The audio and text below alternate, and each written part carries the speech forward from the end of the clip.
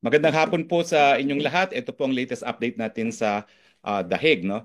Lilinawin ko lang po yung mga lumalabas na report, hindi po magiging abogado ng presidente si VP Sara dahil sa saligang batas natin ay mayroong pagbabawal sa pag-practice ng propesyon. So ang kanyang karapatan po bumisita ay birang anak, no? So ulitin ko po, hindi siya papasok bilang isang abogado. Pero kanina po, alas 9 hanggang alas 10 sa imedya, ay nakapasok po at nakabisita si Executive Secretary Medaldea, former Executive Secretary Medaldea, at importante po na malaman ninyo kung anong lagay ng ating presidente. So ES, kamusta po ang naging ang ating presidente? Magandang hapon po sa inyong lahat. Okay naman siya. He's in very high spirits. Ah, ano lang siya, naiisip niya ang mga sumusuporta sa kanya. Nagpapasalamat siya sa inyong lahat.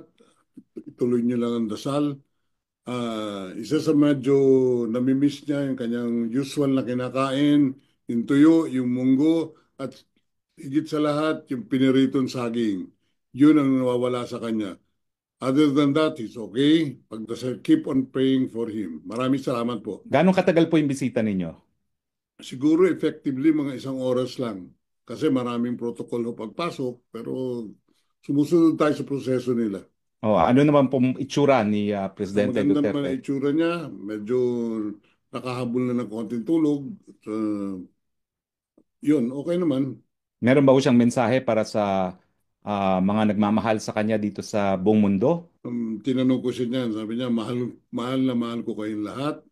At maraming maraming salamat sa lahat ng suporta na binibigay ninyo sa akin at sa aking pamilya. Okay. So, maraming salamat ES ha. Si ES po ay nagmamadali, nasa baba ng kanyang sundo. We will give you the latest update pag meron naman po. Maraming salamat po. From The Hague, Harry Roque po, your spokes. Bye-bye.